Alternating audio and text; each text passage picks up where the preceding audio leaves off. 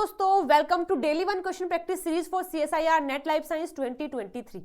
चलिए वीडियो शुरू करते हैं और देखते हैं आज की इस वीडियो में हम कौन से क्वेश्चन को प्रैक्टिस करने वाले हैं। तो देखिएगा, आज की इस वीडियो में जो टॉपिक हमारे पास आया है वो आया हुआ है जीनोम एडिटिंग टूल से, यानी कि जीन को अगर हमें एडिट करना है, चेंज करना है, यानी उसमें कट करना है, कुछ ऐड करना है, कुछ डिलीट करना है, तो उसको बोला जाता है जीनोम एडिटिंग टूल। तो यहाँ पर ये क्वेश्चन इस टॉपिक से आया हुआ है। आपको कॉलम ए दिया हुआ है और कॉलम बी दिया हुआ है। कॉलम ए में उस टेक्निक का नाम बताया है जो जीनोम को एडिट करने में हेल्प करता है, और यहाँ पर उसका कुछ प्रॉपर्टी बताया है। आपको बताना है सही आंसर कौन सा है। ठीक है, तो बात करते हैं ए की।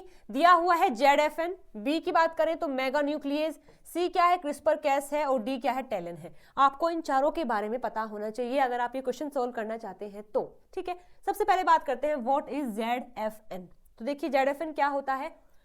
ZFN का फुल फॉर्म है जिंक फिंगर न्यूक्लियेज। ये क्या करता है, देखो इसके पास ना कुछ ऐसी स्ट्रक्चर होती है। यहाँ पर ये क्या है, जिंक फिंगर डोमेन है, और ये फ्लेक्सिबल लिंकर है, और ये वो पोर्शन है जो प्रोटीन जो DNA को कट करता है। ऐसे ही यहाँ पर भी है, जिंक फिंगर डोमेन है, और ये FOC1 क्या है, ऐसा रीजन है जो जाकर बाइंड करता है DNA से स्पेसिफिक साइट पर और कट कर देता है। ठीक है, तो ये क्या है, ZFN क्या है, एक डाइमर है जो कि 2 सब यूनिट से मिलकर बनता है। उसके पास 2 पार्ट होते हैं, एक है जिंक फिंगर डोमेन और दूसरा होता है FOC1। सेम यहाँ पर उसका सेकंड सब यूनिट है जिसमें जिंक फिंगर डोमेन होता है और FOC1 होता है। अब ये काम कैसे करते हैं, देखो ये हमारा स्पेसिफिक DNA बाइंडिंग है बाय जिंक फिंगर डोमेन। मान के चलो मेरे पास कोई DNA है, इसको कट करना है, तो सबसे पहले ये जो जिंक फिंगर डोमेन होता है ये उस साइट को रिकॉग्नाइज करता है जहां पर कट लगना है। जैसे देखो इसने भी यहाँ कर लिया है बाइंड, और इसने यहाँ बाइंड कर लिया है। इतना हो जाने के बाद फिर ये यहाँ कट लगा देते हैं। जैसे आप देख सकते हैं यहाँ कट हो जाता है, जिसको बोला जाता है DSB यानी डबल स्टैंडर्ड ब्रेक। दोनों ही स्टैंड पर ब्रेक लगता है, दोनों ही स्टैंड पर कट लगता है, तो उसको ब्रेक बोलते हैं। तो इस तरीके से ये ZF जो N होता है इस तरीके से काम करता है। ठीक है, तो अगर ये बात समझ आई है, चलिए मैच कर लेते हैं। तो ये क्या है, थर्ड से मैच हो जाएगा। देखो fusion of zinc finger domain binding domain, fusion of zinc finger DNA binding domain with endonuclease domain of FOC1 restriction enzyme. तो ये क्या होता है, ZFN होता है। तो ZFN का मतलब फर्स्ट का क्या हो जाएगा, ए का है थर्ड। तो ए का थर्ड किस में दिया हुआ है, 2 ऑप्शन में दिया हुआ है। फर्स्ट में नहीं है तो ये कट जाएगा, और थर्ड में भी नहीं है तो ये कट जाएगा।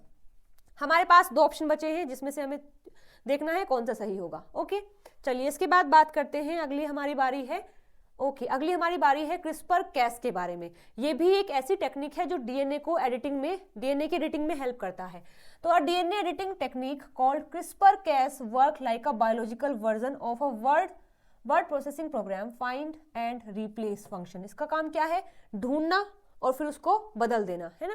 कैसे काम करता है, मान के चलो हमारे पास ये सेल है, इसमें ये न्यूक्लियस वाला पोर्शन है जिसमें क्रोमोसोम होता है। क्रोमोसोम के इस साइट पर हमें कुछ रिप्लेस करना है, यानी कि हटाकर फिर दूसरा लगाना है। तो एक बहुत ही बड़ा टास्क है कि इस पूरे क्रोमोसोम में ढूंढना कि कहाँ पर रिप्लेस होना है। तो इसके लिए कुछ चीजें यहाँ अंदर भेजी जाती हैं, जिसमें कि एक है गाइड मॉलिक्यूल, एक होता है हेल्दी DNA कॉपी, और एक होता है DNA कटिंग एंजाइम। ये क्या करते हैं, अंदर जाते हैं, इसमें जो गाइड मॉलिक्यूल होता है वो देखता है, रिकॉग्नाइज करता है कि कौन से पोर्शन को रिप्लेस करना है। इसके बाद जो DNA कटिंग एंजाइम होता है यहाँ पर कट लगा देता है, और फिर उसके बाद क्या होता है, ये जो हेल्दी DNA हमने सेंड किया था इसके अंदर वो यहाँ आकर इनकॉर्पोरेट हो जाता है। So this is called DNA editing, और ये किससे की जाती है, क्रिस्पर कैस जो 9 है इस टेक्निक को ये बोला जाता है, और उसकी हेल्प से की जाता है। ठीक है, तो देखो यहाँ पर इसको मैच कर लेते हैं। क्रिस्पर कैस 9 क्या करता है, target specificity using guide RNA। Guide RNA का ये यूज करता है। जैसे देखो अभी हमने देखा है ना कि ये क्या करता है, यहाँ पर एक गाइड मॉलिक्यूल भेजा जाता है। तो वो कौन सा प्रोसेस है, क्रिस्पर कैस। तो यानी सी का क्या हो जाएगा, सी का हो जाएगा 4th, और सी का 4th हमें दिया हुआ है। सी का 4th हमारा इस ऑप्शन में है, इसमें नहीं है, तो हमारा 4th भी चला गया, और second answer will be the right answer for this question. ठीक है, अब बात कर लेते हैं टेलन की, कि टेलन क्या होता है। ठीक है, देखिएगा, यस, तो ये जो टेलन है ये कुछ ZFN जैसा ही होता है। ठीक है, तो ट्रांसक्रिप्शन, इसका फुल फॉर्म क्या है, transcription activator like effector nucleus that is TALEN comprise a non specific DNA cleaving nucleus fuse to a DNA binding domain. यहाँ पर भी 2 पार्ट होते हैं, एक वो पार्ट जो DNA से बाइंड करेगा, और दूसरा वो पार्ट जो कि उसको कट करेगा। जैसे कि आप यहाँ पर देख सकते हैं, ये क्या है, N टर्मिनल डोमेन है, ये C टर्मिनल डोमेन है, और ये वो साइट है जो क्या करेगी, जो कि उस पर कट लगाएगी। जैसे आप यहाँ देख सकते हैं, ये मेरे पास डीएनए है, ये एक सब यूनिट है, ये दूसरा सब यूनिट है।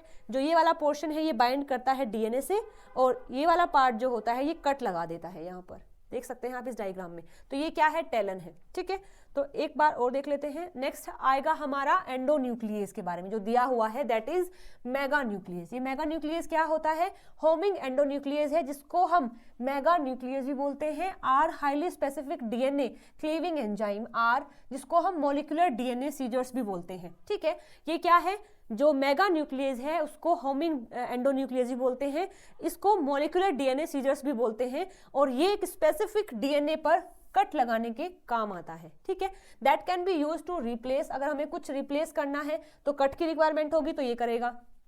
कुछ एलिमिनेट करना है तो भी पहले कट करना पड़ेगा, तब जाकर हम इसको निकाल सकते हैं। मॉडिफाइड करना है तो भी। तो ये क्या है, मेगा न्यूक्लियस क्या होता है, होमिंग एंडोन्यूक्लियस होता है। ठीक है, चलिए आगे देखते हैं कि अब हमारा आंसर क्या हो जाएगा। यस, तो ये मेगा न्यूक्लियस क्या है, ये मेगा न्यूक्लियस है होमिंग एंडोन्यूक्लियस। तो बी का हो जाएगा फर्स्ट। अभी देखा है टेलन क्या है, repeat of 35 amino acid length, each amino acid binding a specific DNA base in the target sequence. ठीक है, यानी कि ये क्या होता है, यहाँ पर आप देख सकते हैं ये जो अमाइनो एसिड्स होते हैं 35 के होते हैं, 35 अमाइनो एसिड होते हैं, और ये बाइंड करते हैं स्पेसिफिक डीएनए के सीक्वेंस पर। तो ये क्या हो जाएगा, टेलन हो जाएगा। तो हमारा सही आंसर क्या है, second will be the right answer for this question.